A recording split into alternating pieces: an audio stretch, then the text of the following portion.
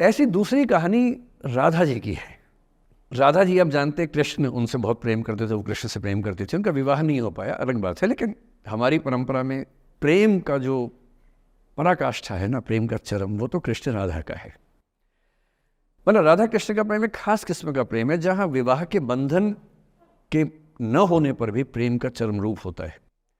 राम और सीता का प्रेम गार्हस्थ्यिक प्रेम का चरम रूप है कि पति पत्नी का प्रेम कितना शानदार हो सकता है। वो देखना हो तो राम सीता का प्रेम देखिए, विशेष रूप से तुलसीदास जी के यहाँ देखिए। और वैसे जो प्रेम होता है वो देखना हो तो राधा कृष्ण का प्रेम देखिए।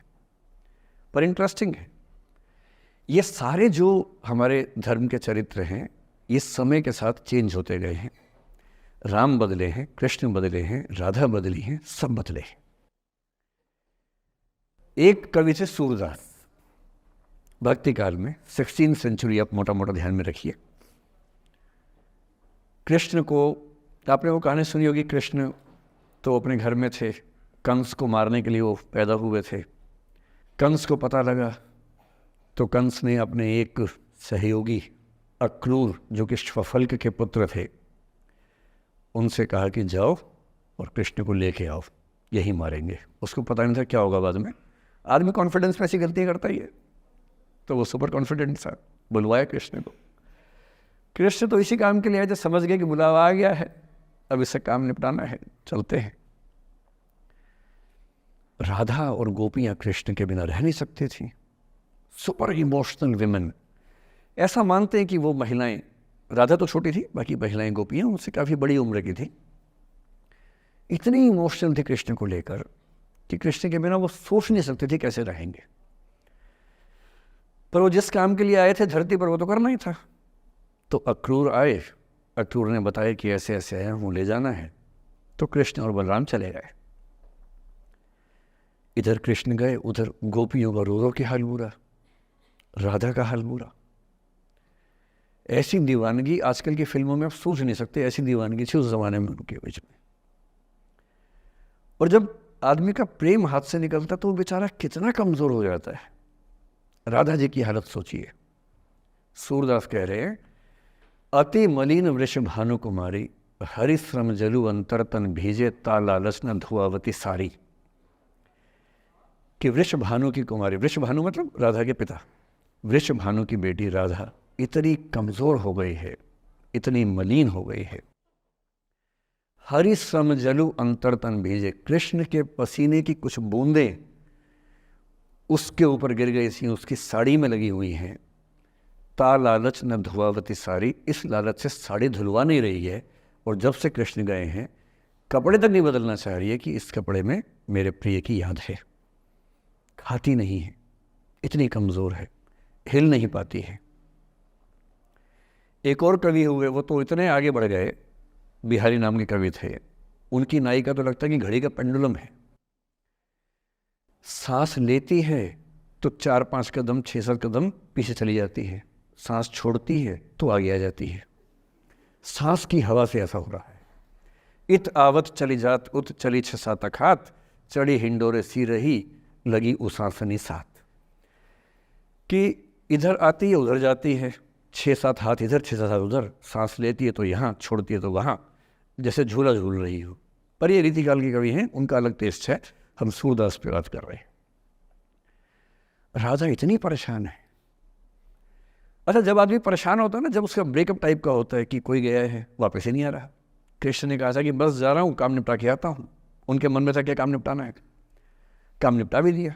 अब कंस के बाद सवाल है कि मथुरा का साम्राज्य कौन संभाले। उसको एक स्ट्रक्चर बनाने के लिए कृष्ण को लगा कि मुझे यहाँ रह के सिस्टम को ठीक करना चाहिए, उसके बाद लौटना चाहिए। तो वो रुक गए वहाँ पर, राज्य का काम भी तो करना ही था।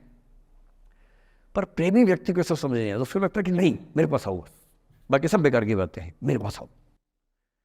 कृष्ण आ नहीं रहे। यमुना के इधर कृष्ण है, यमुना के इधर गोपियाँ हैं, पर आत्मसम्मान भी तो है। एक आलोचक ने कहा कि नाव में बैठ के चली जाती। आत्मसम्मान होता है प्रेम में कि मैं क्यों जाऊं, बिना बताए क्यों चले गए, बता के जाते। तो राधा वेट करिए। राधा के मन में क्या आ रहा है, उनको लग रहा है कि ऐसा तो नहीं कि मैंने ही कुछ गलती कर दी हो। जब कोई व्यक्ति दूर चला जाता है ना, बाकी लोग सोचते हैं कि कहीं मुझसे तो गलती नहीं हो गई। और राधा अपनी एक सहेली से बोल रही गोपी से, मेरे मन इतनी सूढ़ रही, एक दिवस मेरे गृह आए मैं ही मस्ती दही, देखी तिन्हें हों मान कियो सो हरि गुसा गही। पगला सी गई है, बोरा सी गई है। सहेली से क्या बोल रही है, हे सहेली मुझे पता है क्या लग रहा है, मुझे लगता है कि मुझसे ही गलती हुई है। उसने पूछा क्या गलती हुई है? कह रही है कि एक दिन क्या हुआ, कृष्ण भगवान मेरे पास आए थे, मैं उस समय दही मथ रही थी। वो ग्वाला जीवन है ना वहाँ पर, तो वो गोपालन जीवन का काव्य है पूरा। अब वो मुझसे बात करने आए और मैंने उनसे ठीक से बात नहीं की, मैंने मान किया। मान करना मतलब जिसको आपकी भाषा बोलते हैं भाव खाना। मैंने उनसे ठीक से बात नहीं की, मुझे लगता है वो नाराज़ हो गए, इसी नाराज़गी से लौट नहीं रहे। मेरे मन इतनी सूढ़ रही, मेरे मन में कांटा चुभ रहा है। एक दिवस मेरे घर आए, अब समझ में आएगा, एक दिवस मेरे घर आए मैं ही मथती दही, देखी तिन्हें हाँ मतलब मैं मान की योग, मैंने अहंकार दिखाया, सो हरि गुस्सा गही, गुस्सा आ गया उनको इस बात से। सूरदास की राधा मुक्त नहीं हो पा रही, लेट गो नहीं कर पा रही, वो जी नहीं सकती कृष्ण के बिना। पर फिर देखिए 300 साल बाद क्या हुआ। 300 साल बाद कमाल हुआ। 20वीं शताब्दी की शुरुआत में एक और कवि हुए, उनका नाम था अयोध्या सिंह उपाध्याय हरिऔध, हरिऔध के नाम से प्रसिद्ध है। उन्होंने एक पुस्तक लिखी प्रिय प्रवास। प्रिय प्रवास मतलब प्रिय प्रवास पे चला गया है, कृष्ण चले गए हैं मथुरा, अब राधा कैसे जिएगी। 20th सेंचुरी की शुरुआत में फ्रीडम स्ट्रगल शुरू हो चुका है। महिलाएं अभी तक स्वाधीनता आंदोलन का हिस्सा नहीं बनी है, पर अब वो समय आ रहा है कि बनने वाली है। और हरिऔध की राधा ने कमाल कर दिया है।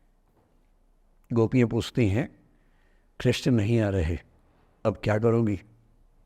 ये राधा जी क्या बोल रही हैं, प्यारे जीवें जगहित करें, गेह चाहे ना आवे। मेरे प्रिय खूब जिए, समाज का कल्याण करें, घर बेशक ना आए, कोई दिक्कत नहीं है, मैं चाहती हूँ कि समाज का भला होना चाहिए। ये वो बिंदु है जहाँ राधा यशोधरा बन जाती है, मैथिली शरणगुप्त की यशोधरा। और जो मैं आपको समझाना चाह रहा हूँ उस एग्जाम्पल से वो ये कि हो सकता है कि जिससे आप नाराज़ हो वो किसी बड़े काम की खोज में हो, वो किसी महानता के रास्ते पर हो। और यदि आपके जीवन में कोई व्यक्ति ऐसा है जो किसी महानता के रास्ते पे है, तो उसके रास्ते को रोकना अपने क्षुद्र हितों के लिए बहुत छोटापन है। और ऐसे मामले में एक ही बात हमें सोचनी है कि वो जिस काम के लिए बना है उसे करने दो। अपने स्वार्थ के लिए किसी को बांध के रखना, किसी को लाश बना के रखना, इसका क्या मतलब है? जाने दो ऐसा क्या है, कुछ तो बढ़िया होगा।